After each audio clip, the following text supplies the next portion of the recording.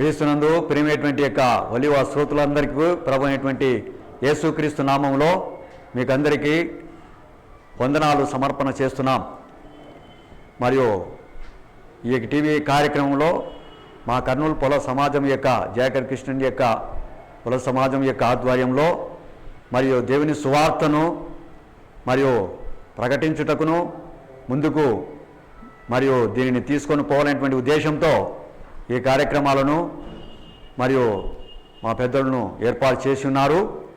అందును బట్టి మీకు వందనాలు తెలియపరుస్తున్నాం. మరియు ప్రార్థన చేసుకుందాం. ప్రేమ పూర్ణుడా, సర్వశక్తి కలిగిన తండ్రి, నీ పాదాలకు వందనాలైన స్తోత్రాలు తెలియజేస్తున్నాం తండ్రి. ఈ ఉదయకాలంలో ప్రభా నువ్వు మాకు అనుగ్రహించినటువంటి తండ్రి ప్రభా ధన్యతను బట్టి స్తోత్రాలు తెలియజేస్తున్నాం. ప్రభా మరినైనా ఈ దినంలో తండ్రి మేము దీని యొక్క సువార్తను ప్రకటించుటకు తండ్రి టీవీ దగ్గరకు మమ్మల్ని నడిపించిన విధానాన్ని బట్టి స్తోత్రాలు తెలియజేస్తున్నాం. మా పొల సమాజంలో తండ్రి కార్యక్రమం చేపట్టిన విధానాన్ని బట్టి స్తోత్రాలు ప్రభా. నిజంగా తండ్రి దీవించండి, ఆశీర్వదించి బలపరిచి నీ కృపతో నింపమని కూడా ప్రార్థన చేస్తున్నాం. నిజంగా నాయనా ఈ టీవీ ద్వారా అనేకులు నా ప్రభా మరి నీ యొక్క వాక్యాన్ని విని విశ్వసించి రక్షింపబడుటకు మీరు సాయం అనుగ్రహించమని కూడా ప్రార్థిస్తున్నాం. ఈ ఉదయకాలంలో ప్రభా నువ్వు మాకు అనుగ్రహించినటువంటి తండ్రి ప్రభా మరియు ఈ యొక్క సమయాన్ని సద్వినియోగపరచుకుంటుండగా నీవే మాకు తోనేడుగా ఉండి నడిపించి కాపాడు అని మరి ఉదయకాల దీవెనలు ఆశీర్వాదాలు కుమరించుమని యేసు పరిశుద్ధ నామములో ప్రార్థించి వేడుకుంటున్నాము తండ్రి. ఆమేన్. ప్రియ సంగమ దేవుని బిడ్డలారా, మరి ఈ దిన ఏర్పాటు చేయమైనటువంటి లేఖన భాగాన్ని చదువుకుందాం. 103వ సంకీర్తన దావీదు రచించినటువంటిది. మొదటి 5 వచనాలు చదువుకుందాం. నా ప్రాణమా యెహోవాను సన్నుతించుము, నా అంతరంగంలో ఉన్న సమస్తమా ఆయన పరిశుద్ధ నామమును సన్నుతించుము. నా ప్రాణమా యెహోవాను సన్నుతించుము, ఆయన చేసిన ఉపకారములలో దేనిని మరవకుము. ఆయన నీ దోషములన్నీ క్షమించువాడు, నీ సంకటములన్నీ కుదుర్చువాడు. సమాధిలో నుండి నీ ప్రాణమును విమోచించుచున్నాడు, కరుణా కటాక్షములను నీకు కిరీటముగా ఉంచుచున్నాడు. పక్షిరాజు యవనం వలె నీ యవనము క్రొత్తదగుచుండునట్లు మేలుతో నీ హృదయమును తృప్తిపరచుచున్నాడు. ఈ యొక్క వాక్య భాగంలో ఉన్నటువంటి మరియు దేవుని చేసినటువంటి యొక్క మేలులను బట్టి ఈ కీర్తన దావీదు రచించినటువంటి వాడుగా ఉంటున్నాడు. దావీదు తన దైవికమైనటువంటి యొక్క జీవితంలో దైవిక ఉపకారాలు అంశము దైవిక ఉపకారాలు వీటిని గురించి మరియు మనము జ్ఞాపకం చేసుకోవాలని దావీదు మనకు తెలియజేస్తున్నటువంటి వాడుగా ఉంటున్నాడు. ఈ లోకంలో మనకు అనుదిన జీవితంలో దేవుడు మనకు అనేక రకమైనటువంటి యొక్క మేలులు చేస్తున్నటువంటి వాడుగా ఉంటున్నాడు. మరి అందును బట్టి కూడా దేవునికి మనం కృతజ్ఞతాస్తుతులు చెల్లించే వారమై మనం ఉంటున్నాము. కానీ దైవిక ఉపకారాలను బట్టి కూడా ఆయనను మనం స్తుతించి ఆరాధించవలసినటువంటి వారంగా ఉండాలని దావీదు మనకు హెచ్చరిక చేస్తున్న వాడుగా ఉంటున్నాడు. ఆ దైవిక ఉపకారములను గురించినటువంటి సత్యాన్ని మనకు తెలియజేస్తున్నాడు. ప్రభువును స్తుతించుట మాత్రమే ఇక్కడ కనబడుతుంది. ఈ యొక్క అధ్యాయంలో ప్రభువును స్తుతించుట మాత్రమే అనేటువంటిది మరియు దావీదు మనకు తెలియజేస్తున్న వాడుగా ఉంటున్నాడు. దేవుడు చేసినటువంటి మేలును మర్చిపోరాదని ఆయన హెచ్చరిక చేస్తున్నాడు. స్తుతించుట అనగా దేవుడు ఏమై ఉన్నాడో అనేటువంటి ఆ సత్యాన్ని మనకు తెలియజేస్తున్నాడు. ఆయన ఎవరో అనేటువంటి సత్యాన్ని మనకు ఈ యొక్క వాక్య భాగంలో ఉన్నటువంటిది ముఖ్యమైనటువంటి సత్యాన్ని మనకు తెలియజేస్తున్న వాడుగా ఉంటున్నాడు. మరి అందును బట్టి కూడా మనము దేవుని స్తుతించే వారంగా ఉండాలని చెప్తున్నాడు. మరియు నా ప్రాణమ యెహోవాను స్తుతించుము అన్నాడు. అనుటలో దేవుడు ఆత్మ గనుక ఆయనను ఆరాధించువారు ఆత్మతోనూ సత్యముతోనూ మీరు ఆరాధించవలనని చెప్పని ఇక్కడ దావీదు మరియు తెలియజేస్తున్నటువంటి వారుగా ఉంటున్నారు. యోహాను సువార్త 4:24లో ఉంది. దేవుడు ఆత్మ గనక ఆయనను ఆరాధించువారు ఆత్మతోనూ సత్యముతోనూ నన్ను ఆరాధించవలనని చెప్తున్నాడు. కాబట్టి దేవుడు ఆంతర్యంలో ఉన్నటువంటి ఈ యొక్క సత్యాన్ని మనకు తెలియజేస్తున్నాడు. ఆంతర్యము అనగా శరీరము, మనసు, ఆత్మ ఇవన్నీ కూడా మనము సమర్పణతో కూడినటువంటి యొక్క ఈ అంతరింద్రియములన్నీ కూడా దేవుని స్తుతించి ఆరాధించవాలని చెప్తున్నాడు.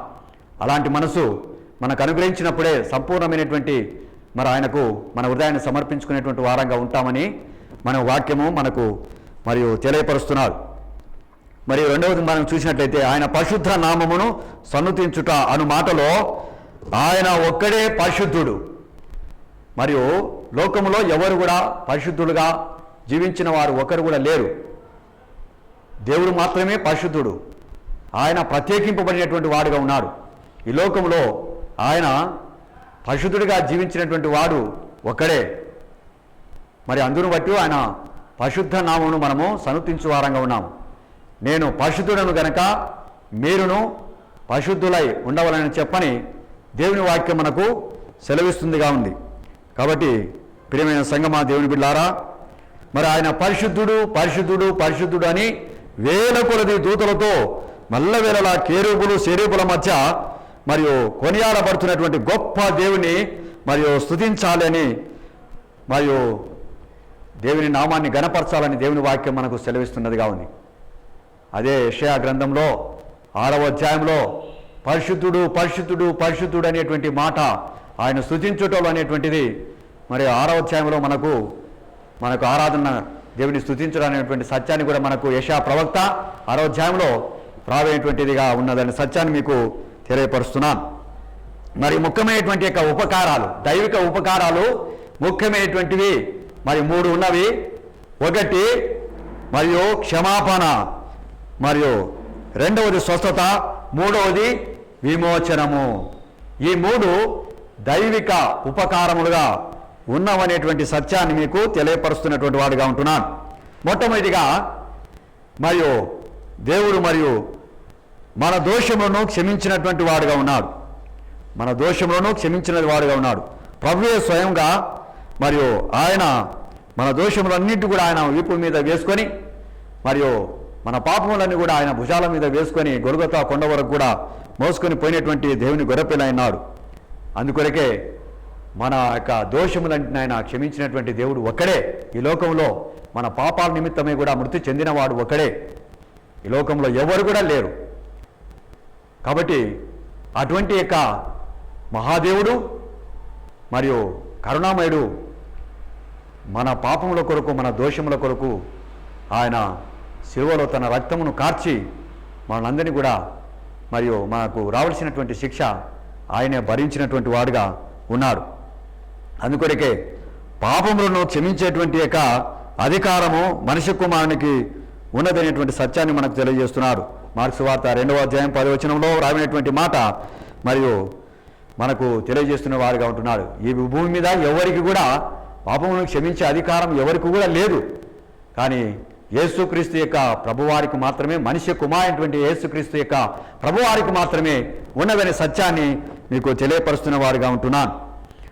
మరి అదే ఎఫెసీ రాసిన పత్రిక 1వ అధ్యాయం 7వ వచనంలో మన పాపములకు క్షమాపణ కలిగి ఉన్నది అన్నాడు. మన పాపములకు క్షమాపణ కలిగి ఉన్నది, నమ్మిన వానికి క్షమాపణ దొరుకుచున్నది అనేటువంటి సత్యాన్ని మనము జ్ఞాపకం చేసుకోవాలి.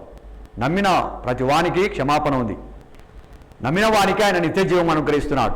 నమ్మని వారికి నిత్య నరకం ఉందనేటువంటి సత్యాన్ని కూడా మనము జ్ఞాపకం చేసుకోవాలని వాక్యానుసారంగా మీకు తెలియజేస్తున్న వారుగా ఉంటున్నాను. రెండవదిగా మనం చూసినట్లయితే మరియు ఆయన మన సంకటములన్నీ కుదుర్చువాడు అన్నాడు. మన సంకటములన్నీ కుదుర్చువాడు అనగా మన రోగాలను ఆయన స్వస్థతపరుస్తున్నాడు. మన రోగాలను అన్ని కూడా ఆయన స్వస్థతపరిచినాడు. ఆయన అన్ని రోగాలను స్వస్థతపరిచినటువంటి దేవుడు. ఆయన శక్తికి పరిమితే లేదు అని చెప్తున్నాడు. కాబట్టి యెషయా గ్రంథం 53వ అధ్యాయంలో మనం చూసినటువంటి వారంగా ఉన్నట్లయితే ఆయన మన రోగములను వరించినటువంటి వాడుగా ఉన్నాడు, మన వ్యసనములను వహించినటువంటి వాడుగా ఉన్నాడు. మన సమాధానార్థమైన శిక్ష అతని మీద పడింది, అతడు పొందిన దెబ్బల చేతనే మనకు స్వస్థత కలుగుతున్నదని చెప్పని యెషయా ప్రవక్త 700 సంవత్సరాల పూర్వమే మరియు ఈ ప్రవచనాన్ని మనకు తెలియజేస్తున్నటువంటి వాడుగా ఉంటున్నాడు. కాబట్టి ప్రేమ సంగమా, దేవుని బిడ్డలారా, మరియు మన సంకటములనేటువంటి మన రోగాలు, మన బాధలను అన్నీ కూడా ఆయన మరియు సహించినటువంటి వాడుగా ఉన్నాడు మరియు వహించినటువంటి వాడుగా ఉన్నాడనే సత్యాన్ని కూడా మీకు తెలియపరుస్తున్న వాడుగా ఉంటున్నాను. అదే యెషయా గ్రంథం మరి 33:24లో చూసినట్లయితే కూడా ఆయన దగ్గరికి వచ్చినటువంటి వారికి అందరికీ కూడా స్వస్థతపరిచినటువంటి వాడుగా ఉన్నాడు. ఆయన దగ్గరికి వచ్చినటువంటి వారిని స్వస్థతపరిచాడు. ఎవరిని కూడా ఆయన తోసివేయలేదు. కుంటివాడిని బాగు చేశాడు, మరియు ఉచ్చకాలు చేతులు గలవాడిని, రక్తస్రావం గల చిరిని, అనేకమైనటువంటి రోగులను కూడా ఆయన స్వస్థతపరిచి దేవుని మహిమపరిచినటువంటి వారిగా ఉంటున్నాడనే సత్యాన్ని మీకు తెలియజేస్తున్నటువంటి వారిగా ఉంటున్నాను. మరి అంత మాత్రమే ఇర్మియా గ్రంథంలో కూడా 30వ అధ్యాయం 10వ వచనంలో కూడా వ్రాయబడినది. అదే విధంగా 30వ అధ్యాయం 24వ వచనంలో కూడా వ్రాయమైనటువంటిదిగా ఉన్నదనమాట. మరియు తర్వాత ఆయన విమోచించాడు అనే సత్యాన్ని మనము జ్ఞాపకం చేసుకుంటున్నాం. మరియు ఆయన విమోచన అనగా మనము అనుదిన ప్రమాదాలు మరియు మనకు కలిగించేటువంటి యొక్క పరిస్థితులలో ఆయన విమోచించువాడుగా మనకున్నటువంటి సత్యాన్ని కూడా మనము జ్ఞాపకం చేసుకోవాలి. ఈ విమోచన అనేటువంటిది మనం చూసినట్లయితే ఆనాడు మన పితరులైనటువంటి యొక్క ఇశ్రాయేలు యొక్క ప్రజలు ఐగుప్తులో నుండి మరియు విడుదల పొందినటువంటి వారిగా ఉన్నారు. 400 సంవత్సరాలు మరియు వారు బానిసత్వములో నుండి మరియు ఉన్నప్పుడు దేవుడు వారిని కనికరించి మరియు మోసే నాయకత్వం కింద వారిని విడుదల చేసినటువంటి వాడిగా ఉంటున్నాడు. కాబట్టి ఆ బానిసత్వం అనేటువంటిది విమోచింపబడినారు, వారు విడుదల పొందినారు అన్నమాట. అటువంటి సత్యాన్ని కూడా మనకు తెలియజేస్తున్నటువంటి వారిగా ఉంటున్నాం. కాబట్టి మనం ఈ లోకముల నుండి మనము మరియు సాతాను శక్తుల నుండి, అంధకార శక్తుల నుండి, లోకనాథుల నుండి కూడా మనం అందరం కూడా విమోచింపబడినటువంటి వారంగా ఉన్నామనేటువంటి సత్యాన్ని మీకు తెలియజేస్తున్నటువంటి వారిగా ఉంటున్నాం. కాబట్టి మరియు మనము తెలుసుకోవాల్సినటువంటి మన యేసు ప్రభువే మనకు ఆయన విమోచకుడు, ఆయన రక్షకుడు, ఆయన స్వస్థతపరిచే దేవుడు అనేటువంటి సత్యాన్ని మరొకసారి మీకు తెలియజేస్తున్నటువంటి వాడుగా ఉంటున్నాను. మరియు అదే కీర్తనల గ్రంథము 91వ కీర్తన 4వ వచనంలో ఆయన రెక్కల కింద నీకు ఆశ్రయం కలుగును అన్నాడు. ఆయన రెక్కల కింద నీకు ఆశ్రయం కలుగును. ఆయనలో మనకు ఆశ్రయం ఉంది, ఆయన కోట, ఆయన నేను నమ్ముకునే నా దేవుడు అని చెప్పని 91వ కీర్తనలో మోసే రచించినటువంటి కీర్తనలో కూడా మనకు తెలియజేస్తున్నటువంటి వాడుగా ఉంటున్నారు. మరి 91వ కీర్తనలో 7వ వచనంలో చూసినట్లయితే ఆ అపాయము నీ యొద్దకు రాదు అని చెప్తున్నాడు. మరి నీ కుడి ప్రక్కన 1000 మంది కూలినను, నీ కుడి ప్రక్కన 10,000 మంది కూలినను కూడా అపాయము నీ యొద్దకు రాదు అని చెప్పని దేవుని వాక్యము మనకు సెలవిస్తున్నదండి. మరి ఇటువంటి రీతిలో మనం నిజంగా ఆయనను మనం ఆశ్రయించేటువంటి వారంగా ఉన్నప్పుడు మాత్రము, అందుకే ఆయనను బట్టి మనం స్తుతించేటువంటి వారంగా ఉండాలని చెప్పని దేవుని వాక్యం మనకు సెలవిస్తుందండి. కాబట్టి మరి మన జీవితంలో మరి నిజంగా మనకు ఎవరు ఆశ్రమంగా ఉంటున్నారు, ఈ లోకంలో మనకు ఎవరు మరియు భద్రతగా ఉంటున్నారనేటువంటి సత్యాన్ని కూడా మనము తెలియజేసుకోవాల్సిన వారంగా మనం ఉంటున్నాం. ఈ లోకంలో నిజంగా మనకు ఎవరు కూడా సమయం వచ్చినప్పుడు, ఆపదలు వచ్చినప్పుడు కూడా ఆదుకునేటువంటి వారు ఎవరు కూడా మరి లేకపోతున్నటువంటి వారుగా ఉంటున్నారు. కానీ మనకు మన దేవుడు అన్ని విధాలు ఆదుకునేటువంటి దేవుడుగా ఉంటున్నాడు. మీరు నరులను ఆశ్రయించుట కంటే యెహోవాను ఆశ్రయించుట మేలు అన్నాడు. మరియు నరులను నమ్ముకునుట కంటే యెహోవాను నమ్ముకునుట మేలు అని చెప్పని దేవుని వాక్యం మనకు సెలవిస్తుందండి. కాబట్టి మనలను అనుకునేటువంటి జీవితంలో మనం ఎన్నో రీతులుగా మనకు సంభవించబోతున్నటువంటి యొక్క మరియు ఇక్కట్లలో, ఇబ్బందులలో, అపాయములలో, మరి వస్తున్నటువంటి గండాల నుండి, శోధనల నుండి కూడా అన్ని కూడా మనకు తప్పిస్తున్నటువంటి యొక్క దేవుడుగా ఉంటున్నాడనేటువంటి సత్యాన్ని కూడా మనము జ్ఞాపకం చేసుకునే వారంగా మనం ఉండాలని చెప్పని దేవుని వాక్యం మనకు సెలవిస్తున్నది అనమాట. కాబట్టి ఆయన మన విమోచకుడిగా ఉన్నటువంటి సత్యాన్ని మనం ఎప్పుడైతే మనం జ్ఞాపకం చేసుకుంటున్నామో, ఇశ్రాయేలు ప్రజలందరూ కూడా మరియు వారు విడుదల పొందినటువంటి వారుగా ఉన్నప్పుడు కూడా ఆయన యేసు విమోచకుడైనటువంటి సత్యాన్ని వారు తెలుసుకునేటువంటి వారుగా ఉంటున్నారు. కాబట్టి మనము మన జీవితాలలో మరి ఈ రీతిగా దేవుని నామాన్ని మనము గణపరిచి మనము స్తుతించి ఆరాధించుకునేటువంటి వారంగా మనం ఉన్నప్పుడు ఆయన మన గొప్ప దేవుడుగా ఉంటున్నాడనే సత్యాన్ని మనము జ్ఞాపకం చేసుకోవాలి. ఇప్పుడు మనము ప్రాముఖ్యమైనటువంటి రీతిలో మరియు 4 ప్రాముఖ్యమైనటువంటి రీతిలో మనము చెప్పుకునేటువంటి వారంగా ఉంటున్నాం. ఒకటి మరియు ఆయన పరిశుద్ధ నామము గురించి మనం మాట్లాడుకున్నాం. రెండవది మన దోషములను ఆయన క్షమించే దేవుడుగా ఉంటున్నాడు. మరి మూడవదిగా మన సంకటములను కుదుర్చువాడుగా ఉన్నాడు. మరి ఆయన మనను విమోచించినటువంటి దేవుడుగా ఉంటున్నాడు. మరి అంత మాత్రమే కాదు, మరియు ఇంకొక మాట మనం తెలియజేసుకున్నట్లయితే మేలులతో మనను తృప్తిపరచువాడుగా ఉన్నాడు అనమాట. ఆయన మేలులతో మనను తృప్తిపరచువాడుగా ఉంటున్నాడు. ఈ లోకంలో మనకు తృప్తి లేదు కాబట్టి మనం ఎన్నో రీతులుగా మనం ఉన్నటువంటి వారంగా మనం ఉంటున్నాము. కానీ మనకు తృప్తి అనేది కూడా మనం కావాలి. ఎందుకంటే మనం చేసేటువంటి యొక్క పనులను బట్టి, మనం చేసేటువంటి యొక్క కార్యాలను బట్టి, మనం నడిచేటువంటి యొక్క విధానంలో బట్టి కూడా మనకు ఎన్నో రీతులుగా మనకు తృప్తి లేకపోతున్న వారుగా ఉంటున్నాం. కాబట్టి ఆ రీతిగా దేవుని యొక్క నామంలో మనం ఉన్నప్పుడు మనకు అన్ని విధాల తృప్తి ఉందనేటువంటి సత్యాన్ని కూడా మనము తెలియజేసుకునేటువంటి వారంగా ఉండాలని చెప్పని దేవుడు మనకు తెలియజేస్తున్న వారుగా ఉంటున్నారు. యెహోవా యందు భయభక్తులు గల వారికి ఆయన ఏ మేలు చేయక మానడు అన్నాడు. యెహోవా యందు భయభక్తులు కలిగినటువంటి వారికి ఆయన ఏ మేలు చేయక మానడు అన్నాడు. కాబట్టి ఆయన యందు భయభక్తులు కలిగేటువంటి వారంగా మనం ఉండాలి. మొట్టమొదటిగా ఆయన యందు భయభక్తులు కలిగేటువంటి వారంగా ఉంటే ఆయన తప్పకుండా మనకు మేలు చేసేటువంటి వాడుగా ఉన్నాడు. ఎప్పుడు మేలు చేస్తాడు? మనం నిరంతరం కూడా ఆయన మేలు చేసేటువంటి వాడుగా ఉన్నాడు. ఆయన కీడు చేసే దేవుడు కాదు. కాబట్టి మనకు సాతానుడు కీడు కలిగిస్తున్నటువంటి వాడుగా ఉంటున్నాడేమో, కానీ దేవుడు మాత్రం మనకు నిత్యము మేలు చేస్తున్నటువంటి వాడుగా ఉంటున్నాడు. నిరంతరము కూడా ఆయన మేలు చేస్తున్న వాడుగా ఉంటున్నాడు. అందుకొరకే నేను మరణము వరకు కూడా నేను నమ్మకముగా ఉన్నా అనేటువంటి సత్యాన్ని కూడా మనకు తెలియజేస్తున్నాడు. కాబట్టి మనము ఈ లోకంలో బ్రతుకుచున్నటువంటి దినాలంతట్లో కూడా ఆయన మేలుతో మనం తృప్తిపరిచే దేవుడుగా ఉంటున్నాడండి. కాబట్టి మీరు ఈ యొక్క జ్ఞాపకం చేసుకునండి. దేవుడు చేసినటువంటి యొక్క ప్రతి మేలులతో మనం తృప్తిపరిచేటువంటి వారంగా మనం ఉంటూ మనము దేవుని స్తుతించేటువంటి వారంగా ఉండాలనేదే దేవుని ఉద్దేశం, అనాది దేవుని సంకల్పంగా ఉందనేటువంటి సత్యాన్ని కూడా మనకు తెలియజేస్తున్నటువంటి వారుగా ఉంటున్నాను. అంత మాత్రమే కాదు, మనం జీవించినంత కాలం కూడా మేలుతో మనం తృప్తిపరిచే దేవుడుగా ఉంటున్నాడు. కాబట్టి ఆయన మనకు తృప్తినిస్తున్నాడు. ఆయన బట్టే మనము స్తుతించి ఆరాధించవలసినటువంటి వారంగా ఉండాలనేటువంటి సత్యాన్ని కూడా మీకు జ్ఞాపకం చేసుకునేటువంటి వారుగా ఉంటున్నాను. కాబట్టి ప్రియమైనటువంటి సంగమా, దేవుని బిడ్డలారా, మనం ఈ లోకంలోన మరియు మన జీవితాలు ఏ విధంగా ఉన్నాయి, మనం చేసేటువంటి యొక్క ప్రతి మేలు కూడా ఆయనకు మనం కృతజ్ఞతాస్తులు చెల్లించు వారంగా మనం ఉన్నామా అనేటువంటి సత్యాన్ని మనము జ్ఞాపకం చేసుకోవాలి. ఈ లోకంలో నిజంగా ఒక మానవుడు నిజంగా చిన్న మేలు చేసినటువంటి వాడిగా ఉంటే మరి ఎన్నో రకాలుగా వారిని మరియు జ్ఞాపకం చేసుకునేటువంటి వారుగా ఉంటున్నాం. కానీ దేవుడు గొప్పవాడు మరియు దైవిక ఉపకారాలు మనకు ఎన్నో రీతులుగా చేస్తున్నటువంటి వారుగా ఉంటున్నాడు. కానీ మనము నిజంగా దైవిక ఉపకారాలను బట్టి మనము దేవుని స్తుతించి ఆరాధించలేకపోతున్నటువంటి వారుగా ఉంటున్నాం.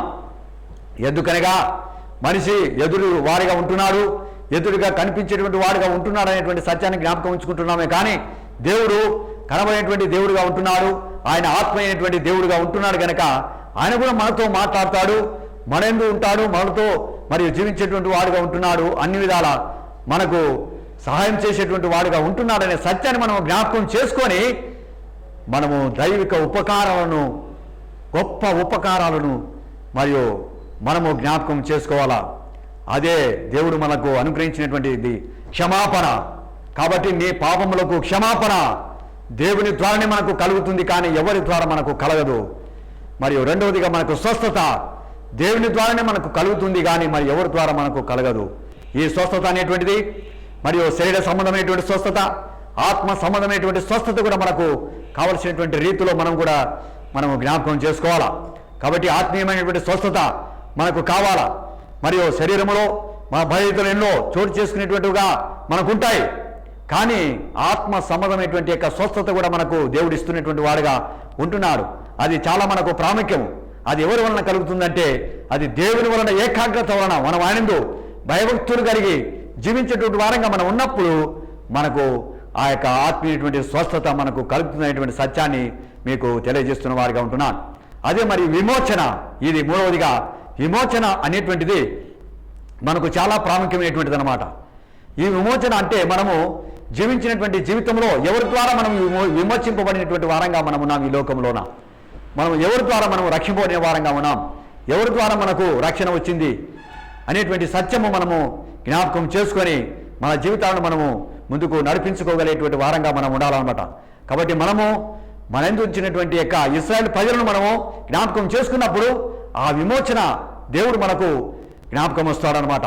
కాబట్టి అలాంటి యొక్క జీవితాలను మనం కూడా మన మనసులో పెట్టుకొని మరియు దైవమైనటువంటి జీవితంలో మరియు దేవుడు చేసినటువంటి యొక్క ఆ దైవిక ఉపకారములను మనం ఎల్లప్పుడూ కూడా జ్ఞాపకం చేసుకుంటూ మనము మన జీవితాలను మరియు ఆత్మ సంబంధమైనటువంటి రీతిలో బలపరుచుకొని దేవుని స్తుతించేటువంటి వారంగా ఉండాలనేటువంటిది మీకు తెలియపరుస్తున్నటువంటి వారుగా ఉంటున్నాను. మరి ఆఖరిగా మనం చెప్పినటువంటి వాక్యంలో ఉన్నటువంటిది కరుణా కటాక్షాలతో మరియు నీకు అనుగ్రహించుదని చెప్పని దేవుని వాక్యం మనకు సెలవిస్తుంది. ఈ లోకంలో మనకు కరుణా కటాక్షాలు కూడా మనకు చాలా అవసరంగా ఉన్నాయా? మరి అవి ఈ లోకంలో మనకు ఉన్నటువంటి కిరీటాలు ఎన్నో ఉన్నవిగా ఉండవచ్చును. కానీ దావీదు రాజు మరియు ఎన్నో కిరీటాలుగా దేవుడిచ్చినటువంటివిగా ఉన్నటువంటి సత్యాన్ని మనకు తెలియజేస్తున్న వారిగా ఉంటున్నారు.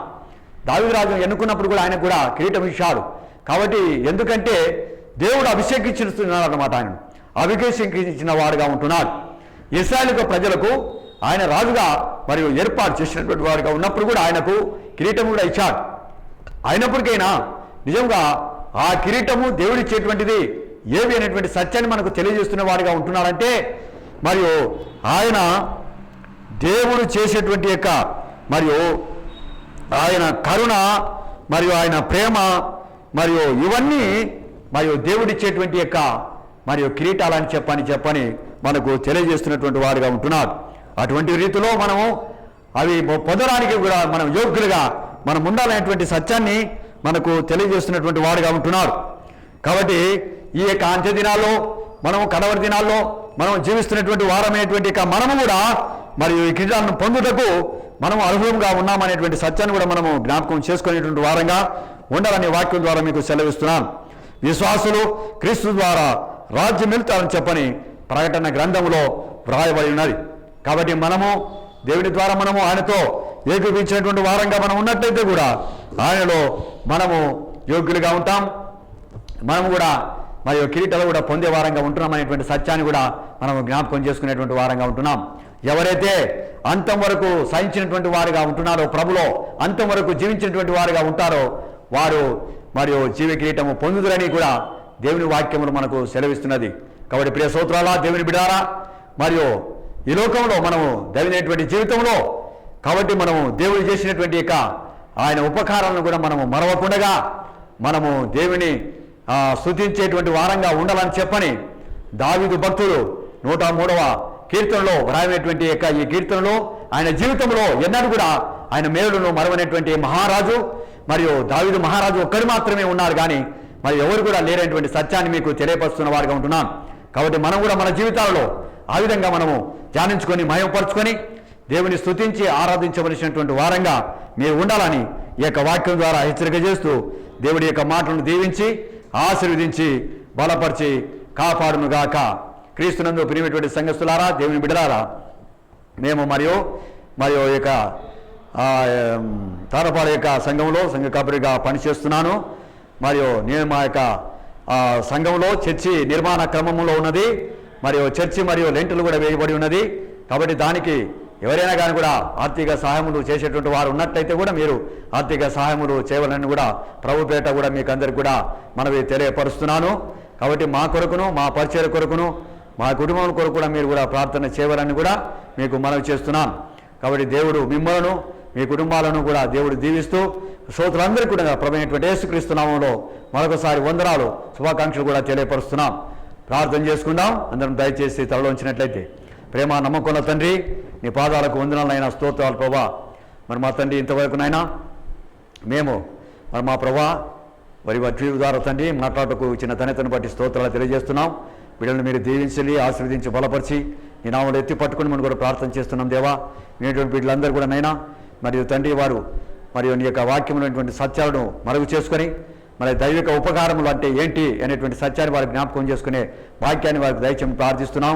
తండ్రి నిజంగానైనా ఏ రీతిగా ప్రభా వారు నీ యొక్క క్షమాపణ, స్వస్థత, విమోచన ఈ 3 దైవిక ఉపకారాలు వారి జీవితంలో యేసుక్రీస్తుకు ప్రభువు వారు నాయన చేసినటువంటి సత్యాన్ని వారికి జ్ఞాపకం చేసుకొని పరలోకమైనటువంటి తండ్రి మరియు స్పిరిచువల్ గిఫ్ట్స్ అంటే పరలోక సంబంధమైనటువంటి దైవిక ఉపకారాలు వారు ఎల్లప్పుడూ కూడా జ్ఞాపకం చేసుకుంటూ వారి జీవితాలను ముందుకు నడిపించుకోవడానికి తండ్రి నీవు అనుగ్రహించి కాపాడమని ప్రార్థన చేస్తున్నాం. దేవా, మరి నాయనా మా జీవితాలు, మా కుటుంబాలు తండ్రి యోగ్యకరంగా జీవించడం కొరకు నీవు ధన్యతను అనుగ్రహించమని ప్రార్థిస్తున్నాం. మరి మా తండ్రి ప్రభా, ఈ టీవీ ద్వారా ఎంతోమంది శ్రోతులనైనా వినేటువంటి బిడ్డలుగా ఉంటున్నారు. వారి జీవితాలను మార్చుకొని మరి మా తండ్రి యేసు ప్రభువే దేవుడనియు, యేసే రక్షకుడనియు, యేసే విమోచకుడనియు, యేసు స్తుపర్జన దేవుడు అనేటువంటి సత్యాన్ని కూడా వారి గుర్తెరిగే భాగ్యం కూడా దయచేయమని ప్రార్థిస్తున్నాం. మా ఫీల్డ్ ప్రభా మరి మా తండ్రి జగర్ కిషన్ ఆధ్వర్యంలో మా తండ్రి ప్రభా యొక్క మరియు టీవీ ద్వారా అనేకులకు మా తండ్రి స్వార్థను అందించేటువంటి కార్యక్రమాన్ని చేపట్టిన విధానం బట్టి స్తోత్రాలు. తండ్రి ప్రభా నీవు నాయన ఈ టీవీ ద్వారా అనేక మంది కూడా విని రక్షణ పొంది పరలోక రాజ్యంలో వరుసలు కావాలనేటువంటి ఉద్దేశములతో ప్రభా మేము వేడుకునేటువంటి వారంగా ఉంటున్నాం. నమ్మి బాప్తిసం పొందిన వారు, నమ్మి రక్షణ పొందిన వాటి వారికే నిత్య జీవం అనేటువంటి సత్యాన్ని మేము మరొకసారి గుర్తు చేసుకునేటువంటి వారంగా ఉంటున్నాం ప్రభా. మరి నాయన మరి ఇంతవరకు తండ్రి నీవు మమ్మల్ని పరిశుద్ధాత్మ శక్తి ద్వారా నా తండ్రి మీరు నడిపించినటువంటి దేవుడైనా అనేటువంటి సత్యాన్ని కూడా మేము జ్ఞాపకం చేసుకున్నాం ప్రభా. మమ్మల్ని దీవించండి, మా పరిచయాన్ని సేవించండి, మా సంఘాన్ని దీవించమని కూడా ప్రార్థిస్తున్నాం. మా ఆల కట్టడంలో ఉన్నది కనుకనైనా కట్టడంలో తండ్రి మీరు కూడా కొనసాగించి సాయం చేసేటువంటి వారిని కూడా ప్రభా మీరు అనుగ్రహించి అన్ని విధాలు మీరు సాయం చేసి కాపాడమని ప్రార్థన చేస్తున్నాం. బిడ్డలను దీవించండి అయినా ఆశీర్వదించి బలపరిచి అన్ని విధాలను ఎక్కువతో నింపి కాపాడుదని 7 దినాల్లో దయచేయమని యేసు పరిశుద్ధ నామములో ప్రార్థించి వేడుకుంటున్నాము తండ్రి, ఆమేన్. పరమ తండ్రి అయిన దేవుని ప్రేమయు మన ప్రభు రక్షకుడు యేసుక్రీస్తు వారి కృపయు పరిశుద్ధాత్మ యొక్క అన్యోన్యమైన సహవాసము సకల దీవెనలు ఆశీర్వాదాలు మరి మా తండ్రి టీవీ ద్వారా వినుచున్నటువంటి యొక్క శ్రోతలందరికీ మాకు మరియు మా కుటుంబాలకు ఇప్పుడు సదాకాలం తోడై నడిపించునుగాక, ఆమేన్.